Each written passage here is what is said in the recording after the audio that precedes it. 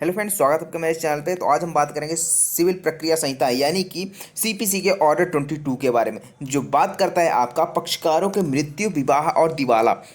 इसका मतलब क्या है कि यदि मान लीजिए जो पक्षकार हैं, जिन्होंने सूट फाइल किया फिर जिसके अगेंस्ट में फाइल किया गया, उन दोनों में से किसी का भी जिसके या फिर उनकी डेथ हो जाती है या फिर उनमें से किसी का विवाह हो जाता है या फिर दिवालिया यानी कि इंसॉल्वेंसी हो जाती है, तो उसमें क्या उनका क्या प्रभाव होगा। ठीक है, जैसे मान लीजिए किसी वादी है, अब वादी मर गया तो क्या उसके लीगल रिप्रेजेंटेटिव जो हैं, विधिक प्रतिनिधि हैं, उनको किस प्रकार से ऐड किया जाएगा। ठीक है, ये सारी चीज़ यहाँ पे बताई गई है नियम 1 से लेकर 12 तक में। तो इन्हीं को आज डिस्कस करने वाले हैं, तो बने रहिए एंड तक हमारे साथ। तो चलिए स्टार्ट करते हैं आज का सेशन। इस वीडियो को लाइक करें, हमारे चैनल को सब्सक्राइब कर बेल आइकन जरूर प्रेस करें हमारी न्यू वीडियो सबसे पहले देखने के लिए।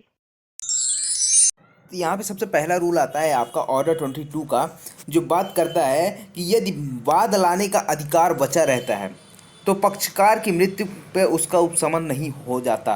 यानी कि यदि मान लीजिए जो ए नाम का कोर्ट है, इसमें बी नाम के व्यक्ति ने क्या किया, केस फाइल किया, सूट फाइल किया। अब यहाँ पे सूट फाइल करता है, यहाँ पे उसके बाद फाइल करने के बाद यहाँ पे इसकी डेथ हो जाती है। जब इसकी डेथ हो गई तो वहाँ पे इसका अधिकार तो था ना वहाँ पे कार्रवाई करने का, यानी कार्रवाई वहाँ पे केस लड़ने का। तो यहाँ पे क्या होगा, जो भी उसका उत्तराधिकारी होता है वो क्या करेगा, एक एप्लीकेशन लगाता है। ठीक है, तो यहाँ पे यही चीज़ बताया गया है कि यदि वाद लाने का अधिकार बचा है ना, तो वहाँ पे इस जो केस चल रहा है वो ख़त्म नहीं होगा, वो आगे कंटिन्यू रहेगा। ठीक है, तो वादी या प्रतिवादी की मृत्यु के बाद का उपशमन नहीं होगा। यानी कि चाहे वादी हो, चाहे यानी जिसने सूट फाइल किया है, या फिर जिसके अगेंस्ट में सूट फाइल किया गया है ना, जो प्रतिवादी होता है, उसकी भी अगर डेथ हो जाती है तो वहाँ पर उसके जो लीगल रिप्रेजेंटेटिव हैं वो आ सकते हैं। ठीक है ना, लेकिन ये तभी होगा जब यहाँ पे वाद लाने का अधिकार यानी सूट फाइल करने का जो अधिकार है, राइट है, वो यदि बचा हुआ है। ठीक है ना, अब मान लीजिए जैसे यहाँ पे होता है कि ए ने क्या किया, सूट फाइल किया, यहाँ पे पूरी सुनवाई हो गई, लेकिन निर्णय से पहले उसकी डेथ हो जाती है। तब यहाँ पे आगे कुछ कार्रवाई हुई नहीं ना, क्योंकि यहाँ पे जो निर्णय लेना है वो तो कोर्ट का काम है। तो सारी सुनवाई हो चुकी है, तो निर्णय कौन लेगा, कोर्ट लेगा। तो वहाँ पे आगे बढ़ाने का कोई मतलब नहीं है। ठीक है, तो यहाँ पे क्या सुनाया जाएगा, निर्णय सुना दिया जाएगा। लेकिन यदि मान लीजिए वाद लाने जो सूट फाइल करने का अधिकार है, राइट है आपका, कि आगे की प्रोसीडिंग चलती रहे, तो वहाँ पर क्या कर सकते हैं, वो वाद चलता रहेगा। ठीक है ना, तो चाहे वादी हो या फिर चाहे प्रतिवादी हो, किसी की भी डेथ हो जाए तो वहाँ पे वाद का उपशमन नहीं होता है, अवेट नहीं होता है। उसके बाद दूसरा आता है आपका, दूसरा रूल क्या कहता है कि जहाँ कई वादियों या प्रतिवादियों में से एक की मृत्यु हो जाती है और वाद लाने का अधिकार बचा रहता है, वहाँ पर क्या प्रक्रिया होगी। अब मान लीजिए एक से अधिक वादी हैं, ठीक है, किसी केस में, या फिर एक से अधिक प्रतिवादी हैं। अब यहाँ पर क्या होता है, जैसे मान लीजिए 4 प्रतिवादी हैं या फिर मान लीजिए 4 वादी हैं। अब इनमें से मान लीजिए 2 की डेथ हो जाती है, 2 बचे हैं। अब जब 2 बचे हैं, अगर उनका अधिकार बचा रहता है वाद लाने का, ठीक है ना, जिसकी मृत्यु हो जाती है उसका अधिकार बचा रहता है, तो वहाँ पर क्या प्रोसीजर होगी। तो वही चीज़ यहाँ पे बताया गया कि जहाँ एक से अधिक वादी या प्रतिवादी हैं, उनमें से किसी की मृत्यु हो जाती है, जहाँ वाद लाने का अधिकार अकेले उत्तरजीवी वादी या वादियों को या अकेले उत्तरजीवी प्रतिवादी या प्रतिवादियों के विरुद्ध बचा रहता है, वहाँ न्यायालय अभिलेख में उस भाग की एक प्रविष्टि कराएगा और वाद उत्तरजीवी वादी या वादियों की प्रेरणा पर या उत्तरजीवी प्रतिवादी या प्रतिवादियों के विरुद्ध आगे चलेगा। अब यहाँ पे क्या होगा, यदि मान लीजिए प्रतिवादी की भी डेथ हो जाती है ना, तो यहाँ पे वादी एक एप्लीकेशन लगाएगा। वादी क्यों लगाएगा एप्लीकेशन, वादी इसलिए लगाएगा कि आपने सूट किसके अगेंस्ट में फाइल किया है, प्रतिवादी के अगेंस्ट में। जब उसकी डेथ हो जाती है तो आप जो एग्जीक्यूशन कराओगे तो किससे कराओगे, तो जो प्रतिवादी है उसके लीगल रिप्रेजेंटेटिव से। ठीक है ना, तो वहाँ पे आप क्या करेंगे, जो विधिक प्रतिनिधि हैं प्रतिवादी के, उनको ऐड करवाने के लिए यहाँ पे एक एप्लीकेशन फाइल होती है कि वहाँ पे इनको क्या किया जाए, इनकी डेथ हो गई है, डेथ सर्टिफिकेट यहाँ पे आप फाइल करेंगे। ठीक है, साथ ही साथ उसका जो भी जो लीगल रिप्रेजेंटेटिव होगा उनको ऐड करवाने के लिए यहाँ पे एप्लीकेशन लगेगी। तो वही चीज़ यहाँ पे बताया गया है कि यदि एक से अधिक भी वादी या प्रतिवादी हैं, अगर उनमें से किसी की डेथ हो जाती है, तो वहाँ पर भी क्या किया जाएगा, न्यायालय क्या करेगा, अपने रिकॉर्ड में एक प्रविष्ट करवाता है कि यहाँ पर इनकी डेथ हो चुकी है, इनकी जो भी उत्तरजीवी हैं, तो उनको क्या किया जाए, उनको ऐड किया जाए और कार्रवाई को आगे चलाया जाए, चाहे वादी के विरुद्ध हो, चाहे, ठीक है ना, या प्रतिवादी के, इनमें से किसी की भी डेथ हो जाती है। तो उसके बाद नेक्स्ट आता है कई वादियों में से एकमात्र वादी की दशा मृत्यु की दशा में प्रक्रिया। अब यहाँ पे क्या होता है, जब एक से अधिक वादी हैं तो उसके लिए उनमें से किसी की मृत्यु हो जाती है तो यहाँ पे थर्ड में आता है, और एक से अधिक प्रतिवादी हैं उनमें से किसी की मृत्यु हो जाती है तो इसमें रूल 4 में आता है। ठीक है, तो यहाँ पर क्या बताया गया है कि रूल 3 किसके बारे में बात करता है, जो प्लेंटिफ होते हैं उसके बारे में बात करता है कि कई वादियों में से एक, अब वादी कई हैं लेकिन उनमें से एक मर रहा है, या फिर एकमात्र वादी है, उस पूरे सूट में सिर्फ एक ही वादी है, एक ही प्लेंटिफ है, वहाँ पे उसकी अगर डेथ हो जाती है तो उसमें क्या प्रक्रिया होती है। जहाँ 2 या अधिक वादियों में से एक की मृत्यु हो जाती है और वाद लाने का अधिकार बचा रहता है। ठीक है ना, पूरी जितने भी रूल है ना सब में यही चीज़ आप पाएंगे कि वाद लाने का अधिकार, यानी कि उनको सूट फाइल करने का अधिकार उनमें बचा होना चाहिए। ठीक है ना, सूट आगे प्रोसीड करने का अधिकार बचा होना चाहिए, तभी यहाँ पे क्या होगा, उनकी जो लीगल रिप्रेजेंटेटिव हैं, उत्तरजीवी वादी हैं, जो उनको क्या किया जाएगा, ऐड किया जाएगा। ठीक है, लेकिन तभी जब वाद लाने का अधिकार बचा हो। तो यहाँ पे यही बताया गया कि जहाँ 2 या अधिक वादियों में से एक की मृत्यु हो जाती है और वाद लाने का अधिकार अकेले उत्तरजीवी वादी को या अकेले उत्तरजीवी वादियों को बचा नहीं रहता, या एकमात्र वादी या एकमात्र उत्तरजीवी वादी की मृत्यु हो जाती है और वाद लाने का अधिकार बचा रहता है, वहाँ इस निमित्त आवेदन किया जाने पर न्यायालय मृत वादी के विधिक प्रतिनिधि को पक्षकार बनाएगा और बाद में अग्रसर होगा। क्या है, अब यहाँ पे 22 दिन का आप आवेदन लगाएंगे। ठीक है, कि यहाँ पे वाद लाने का अधिकार बचा है। अगर वाद लाने का अधिकार नहीं बचा है तो वहाँ पे आप उसमें क्या नहीं किया जाएगा, न्यायालय के द्वारा मृत वादी के यहाँ पे विधिक प्रतिनिधि को पक्षकार नहीं बनाया जाएगा। लेकिन यदि मान लीजिए वहाँ पे वाद लाने का अधिकार यहाँ पे बचा हुआ है, ठीक है, तो वहाँ पे क्या किया जाएगा, न्यायालय उसको क्या करेगा, पक्षकार बनाएगा और बाद में आगे अग्रसर होगा। अग्रसर का मतलब आगे कार्रवाई चलेगी। उसके बाद आता है दूसरा कि जहाँ विधि द्वारा परिसीमित समय के भीतर कोई आवेदन उपधारा 1 के अधीन नहीं किया जाता, यानी कि यहाँ पे आपको एक लिमिटेशन भी बतानी होगी। ठीक है ना, जब लिमिटेशन है तो वहाँ पे लिमिटेशन के अकॉर्डिंग आपको चलना होगा। तो लिमिटेशन के अंदर आपको क्या करना होगा, एक आवेदन फाइल करना होगा। ठीक है, और जो वहाँ वाद का उपशमन वहाँ तक हो जाएगा जहाँ तक मृतवादी का संबंध है, और प्रतिवादी के आवेदन पर न्यायालय उन खर्चों को उनके पक्ष में अभिनिर्णित कर सकेगा जो उसने वाद की प्रतिरक्षा में उपगत किए हों, और वे मृतवादी की संपदा से वसूल किए जाएंगे। अब यहाँ पे जो वादी है, ठीक है ना, अब वो क्या कर रहा है कि वहाँ पे जो भी खर्चे लगा रहा है, जो भी खर्चे कर रहा है, वो सारी चीज़ यहाँ पे बाद में निर्णित की जाएगी कि किससे वसूला जाए, जो वहाँ पे मृत वादी है उसकी संपदा से वसूल किए जाएँ। ठीक है, ये सारी चीज़ें यहाँ पे रहेगी। उसके बाद यही चीज़ यहाँ पे आपको देखने को मिलेगा रूल 4 में। रूल 4 में भी कहता है कई प्रतिवादियों में से एक या एकमात्र प्रतिवादी की मृत्यु की दशा प्रक्रिया, यानी कि एक से अधिक प्रतिवादी हैं वहाँ पर एक की मृत्यु हो जाती है, या फिर केवल एक ही प्रतिवादी है वहाँ पे उनकी मृत्यु हो जाती है। तब यहाँ पे क्या बताया गया कि जहाँ 2 या अधिक प्रतिवादियों में से एक की मृत्यु हो जाती है और वाद लाने का अधिकार अकेले उत्तरजीवी प्रतिवादी या अकेले उत्तरजीवी प्रतिवादियों के विरुद्ध बचा नहीं रहता। ठीक है, वहाँ पे इस निमित्त किए गए आवेदन, यहाँ पर भी आपको आवेदन करना होगा। ठीक है ना, तो न्यायालय मृत प्रतिवादी के विधिक प्रतिनिधि को पक्षकार बनाएगा और बाद में आगे अग्रसर होगा। दूसरा कहता है कि इस प्रकार पक्षकार बनाया गया, यानी कि जो ऊपर हमने पक्षकार बनाने की बात की, ठीक है, तो जो पक्षकार बनाया गया है ना, वो कोई भी व्यक्ति जो मृत प्रतिवादी के विधिक प्रतिनिधि के नाते अपनी हैसियत के लिए समुचित प्रतिरक्षा कर सकेगा, यानी कि ऐसी प्रतिरक्षा, ऐसा डिफेंस कर सकता है जैसे कि वह व्यक्ति करता जिसने सूट फाइल किया था, या फिर जिसको फाइल कर सकता था, जिसके पास अधिकार था। लेकिन अब चूंकि अब वहाँ पे उसकी डेथ हो जाती है तो सारे डिफेंस के राइट किसको मिल जाएंगे, जो विधिक प्रतिनिधि है उसको मिल जाता है। उसके बाद थर्ड कहता है जहाँ विधि द्वारा परिसीमित समय के भीतर कोई आवेदन नियम 1 के अधीन नहीं किया जाता। ठीक है, जो उप नियम 1 बताया गया है इसमें, उसके अधीन यदि आवेदन नहीं किया जाता है लिमिटेशन के विद इन लिमिटेशन पीरियड, ठीक है, परिसीमा समय के भीतर आवेदन नहीं किया जाता है, वहाँ वाद का जहाँ तक वह मृत प्रतिवादी के विरुद्ध है उपशमन हो जाएगा। अब मान लीजिए आवेदन किया ही नहीं गया, ठीक है, उप नियम 1 के अधीन जो लिमिटेशन बताई गई है उसके अकॉर्डिंग लिमिटेशन ऐसा बताया नहीं गया यहाँ पे कि कितने दिन के अंदर, ठीक है, लिमिटेशन एक्ट में आपको देखना पड़ेगा वो।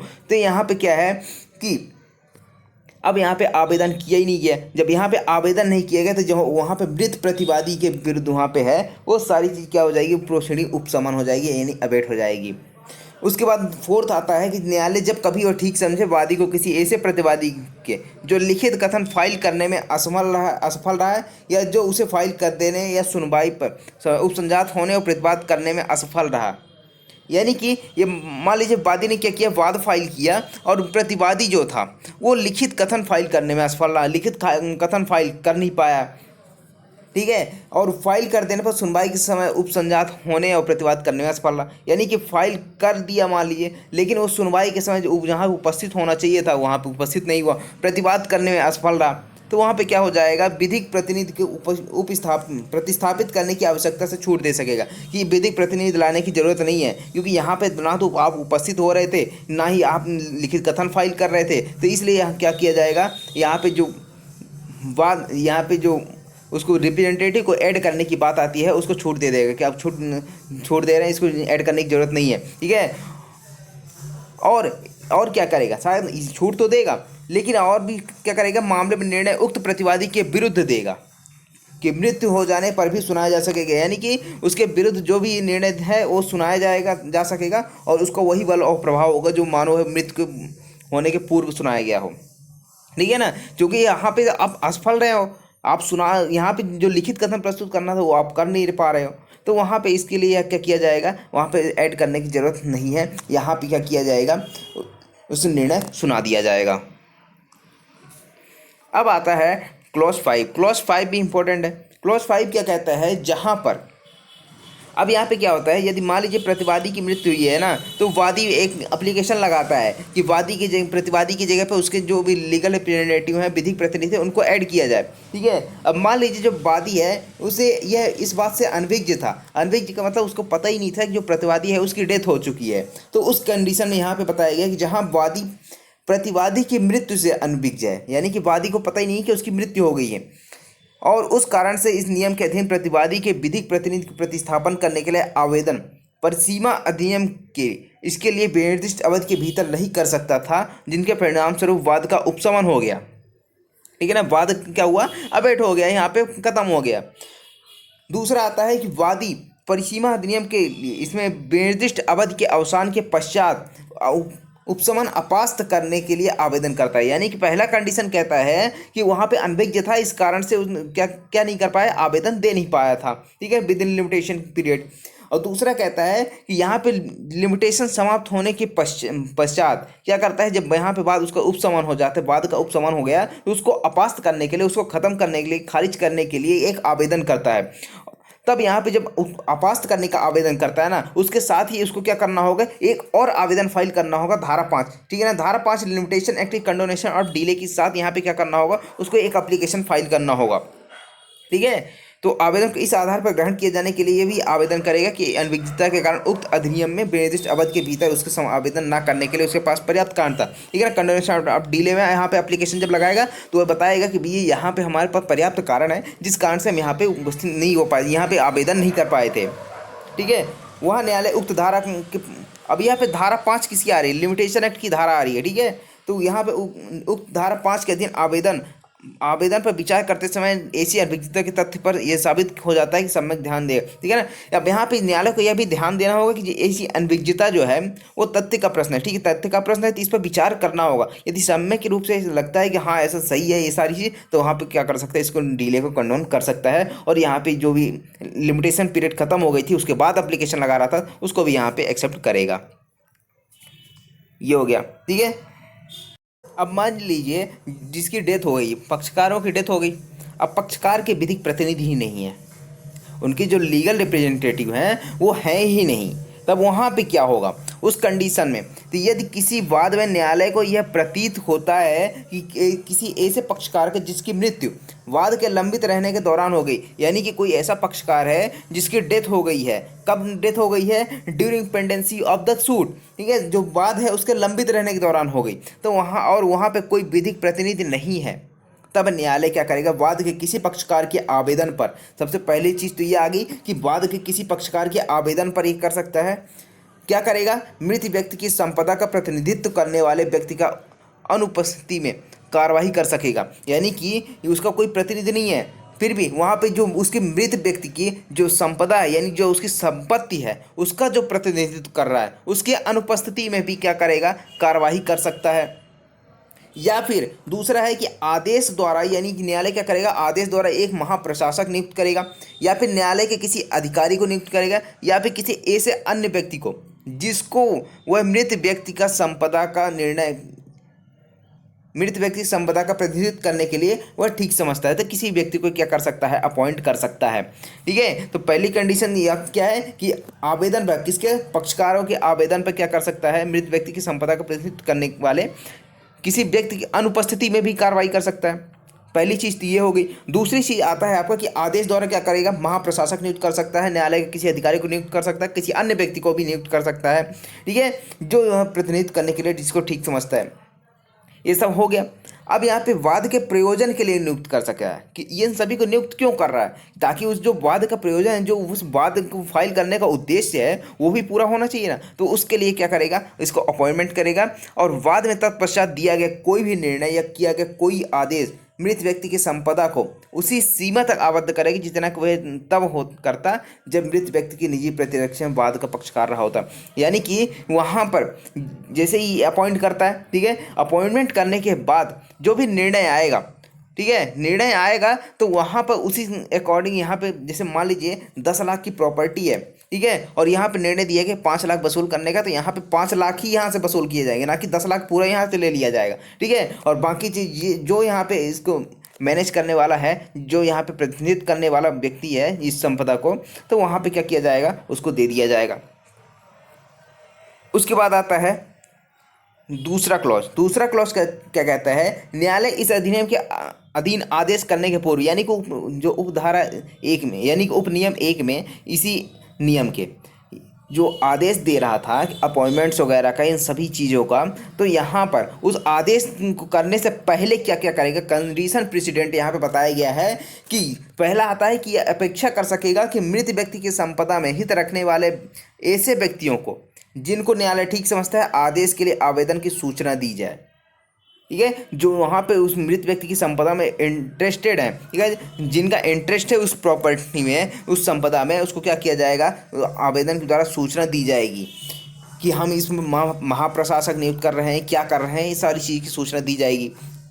दूसरा कहता है कि यह अभिनिश्चित करेगा न्यायालय कि जिस व्यक्ति को मृत व्यक्ति का संपदा का प्रतिनिधित्व करने के लिए नियुक्त किया जाना प्रतिस्थापित है, वह इस प्रकार नियुक्त किए जाने के लिए रजामंद हो। यानी कि जिसे महाप्रशासक जिसको या फिर न्यायालय का अधिकारी नियुक्त किया जा रहा है ना, तो उस अधिकारी को यहाँ पे उसको कंसेंट देनी होगी कि हाँ भैया हम यहाँ पे क्या है, अपने रजामंद है, यहाँ पे अपनी कंसेंट देते हैं कि आप मुझे अपॉइंटमेंट कर सकते हो।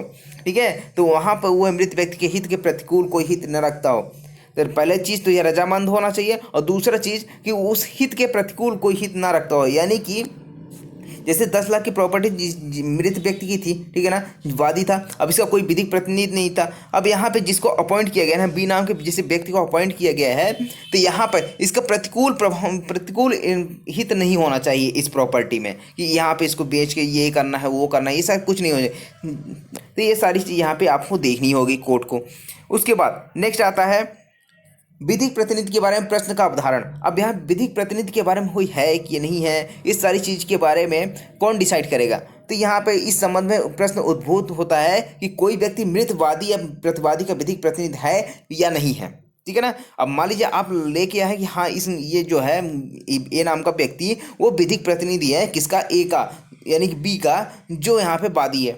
अब यहाँ पे ऑब्जेक्शन मान लीजिए उठता है सामने वाले पार्टी से कि इसका विधिक प्रतिनिधि ये नहीं है, तब इस प्रश्न का जो डिसीजन है वो कौन करेगा। तो वहाँ ऐसे प्रश्न का अवधारण न्यायालय द्वारा किया जाएगा। परंतु अब यहाँ पे एक प्रोवाइजो इंपॉर्टेंट है, यदि मान लीजिए यही चीज़ यहाँ पे अपीलेट कोर्ट में उठती है, ठीक है, विधिक प्रतिनिधि के बारे में, ठीक है, तो यदि अपीलेट कोर्ट में उठती है तो वहाँ न्यायालय इस प्रश्न का अवधारण करने के पूर्व किसी अधीनस्थ न्यायालय को यह निर्देश दे सकता है। यानी कि जो उसके सब ऑर्डिनेट कोर्ट्स हैं उनको क्या करेगा, डायरेक्शन देगा कि वह उस प्रश्न का विचारण करें, और अभिलेखों को जो ऐसे विचारण के समय अभिलिखित किए गए साक्ष्य के यदि वो हों, अपने निष्कर्ष और उसके कारणों को सहित वापस कर दें। ठीक है ना, अधीनस्थ जो न्यायालय है उनको भेजेगा कि भैया आप एक काम करो, डिसाइड करो और कि यहाँ पे विधिक प्रतिनिधि है या नहीं है, कोई और है क्या है। ठीक है, अब जो भी डिसाइड करोगे उसका डिसीजन आप मुझे यहाँ पे अभिलेख में रिकॉर्ड करो और वापस कर दो मुझे। ठीक है, ये हो गया, अपीलेट कोर्ट डिसाइड नहीं करेगा।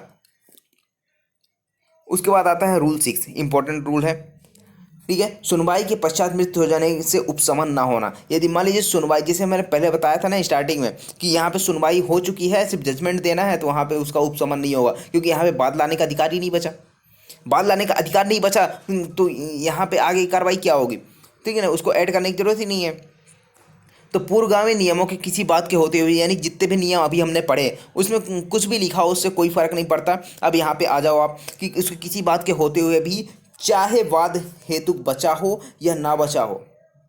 ठीक है, तो जो वाद हेतुक है वो जो कॉज ऑफ एक्शन है वो बचा हो या ना बचा हो, उससे कोई फर्क नहीं पड़ता। सुनवाई अगर हो चुकी है, सुनवाई की समाप्ति हो चुकी है और निर्णय सुनाने के बीच वाले न्यायालय में किसी भी पक्षकार की मृत्यु के कारण कोई उपशमन नहीं होगा, किंतु ऐसी दशा में मृत्यु हो जाने पर भी निर्णय सुनाया जा सकेगा और उसका वही वाला प्रभाव होगा मानव मृत्यु के पूर्व ही सुनाया गया है। ठीक है ना, ऐसा माना जाएगा कि वो मृत्यु के पहले ही सुनाया गया है। ठीक है ना, उसका उपशमन नहीं होगा।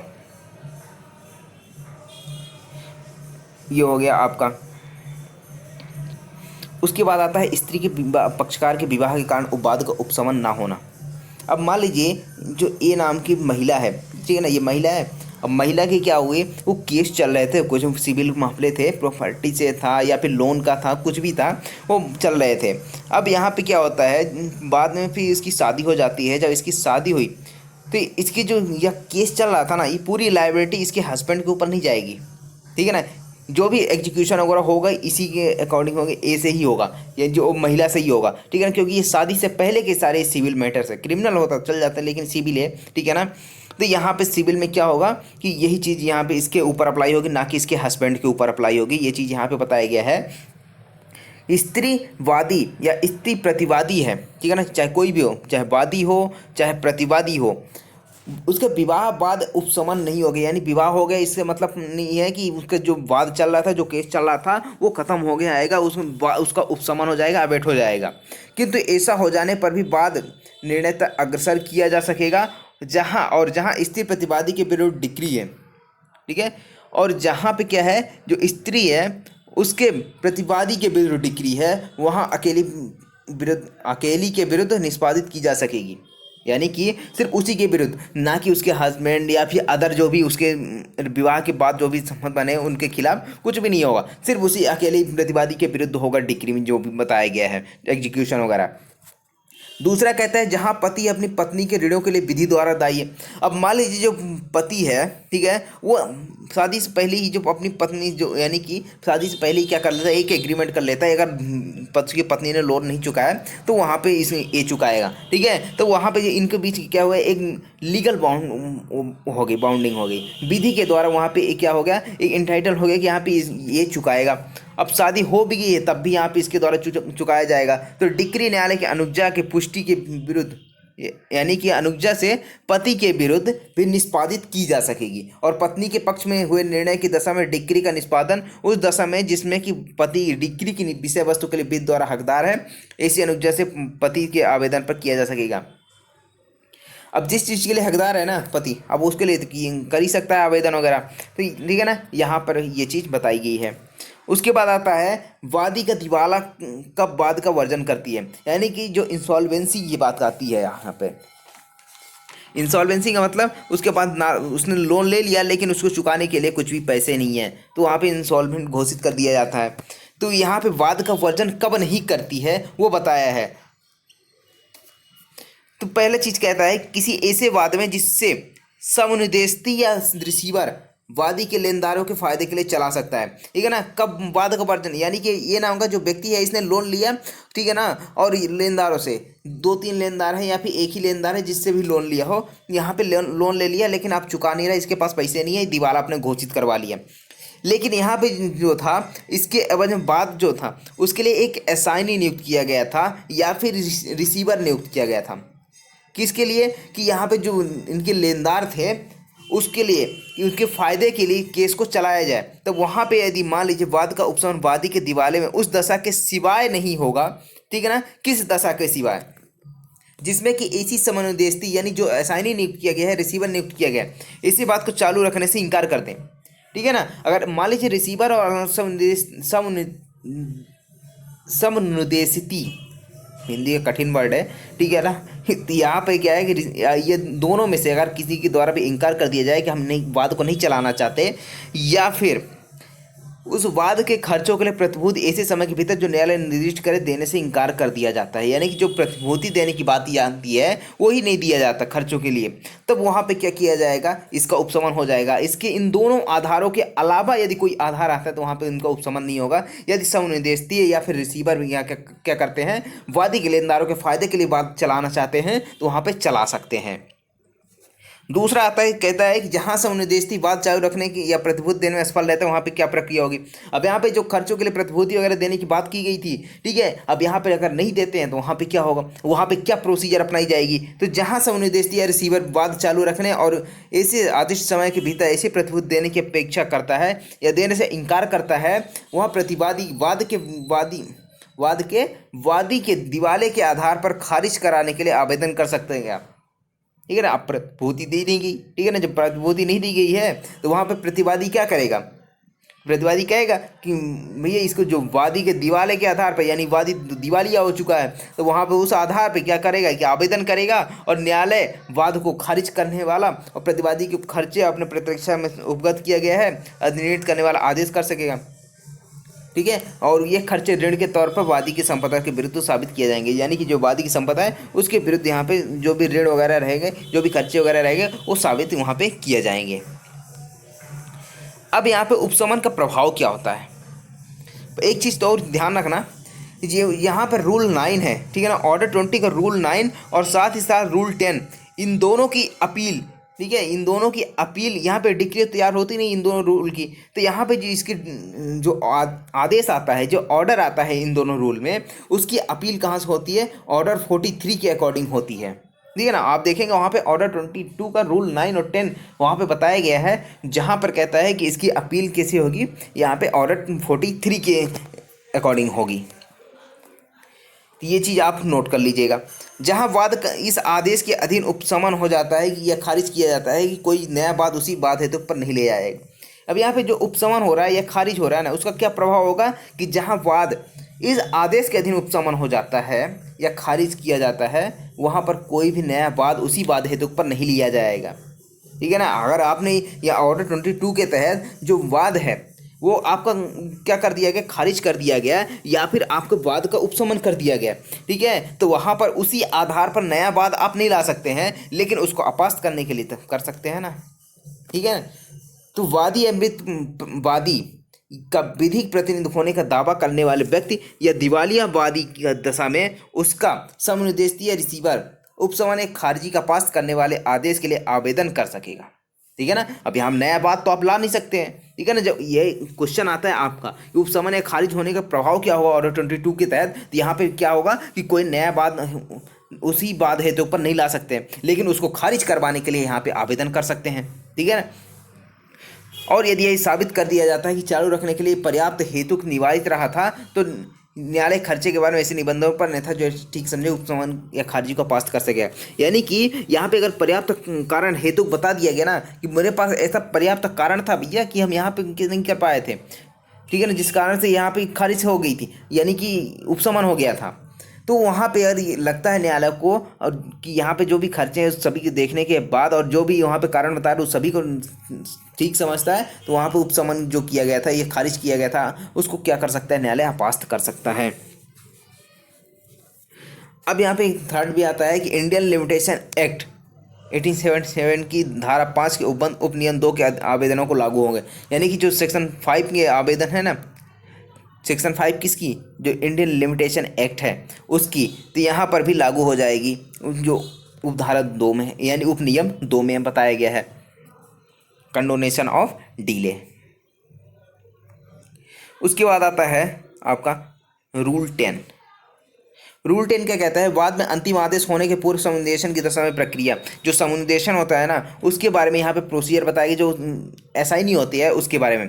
तो वाद के लंबित रहने के दौरान किसी हित के समुदेशन सृजन या न्यायगमन की अन्य दशाओं में वाद न्यायालय की इजाज़त से उस व्यक्ति के द्वारा ये जिसके विरुद्ध चालू किया रखा जा सकेगा जिसको ऐसा हित प्राप्त या न्यायगत हुआ है।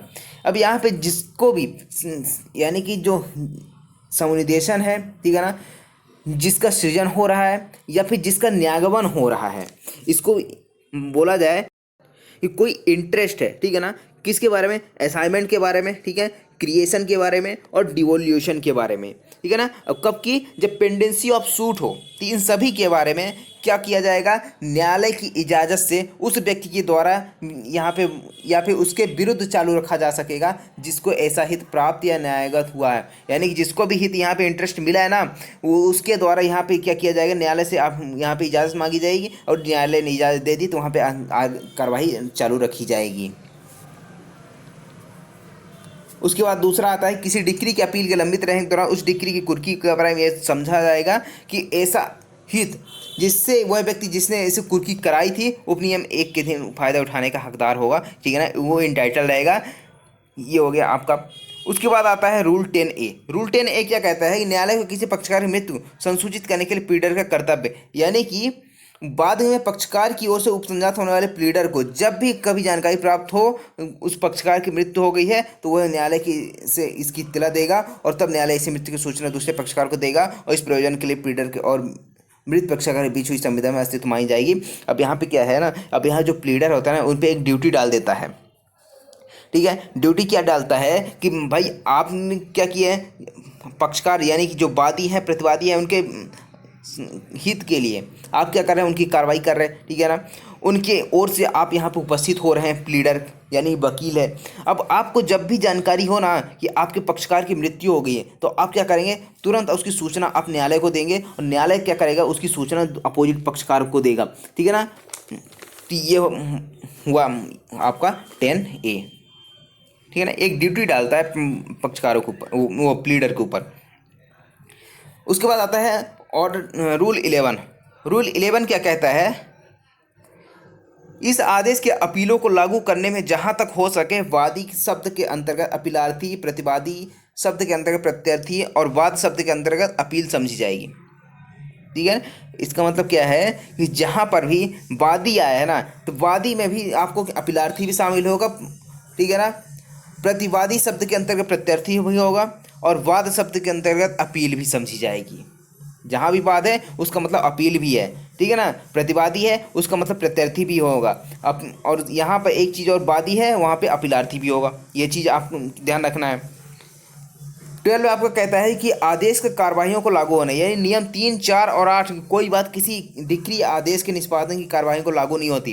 यानी कि जब डिक्री या आदेश की निष्पादन की कार्रवाई हो रही है ना वहाँ पर यहाँ पर रूल 4, 3, 4 और 8 इसकी कोई भी बात यहाँ पे लागू नहीं होती। ऊपर हम पढ़ चुके हैं, इन तीनों रूल को वापस रिपीट नहीं करेंगे, ठीक है। तो यहाँ पे इसकी बात जो भी है वो डिक्री के या आदेश के निष्पादन की कार्रवाई को लागू नहीं होती है, ठीक है। तो आई होप आपको ये पूरा समझ में आया होगा, ठीक है ना।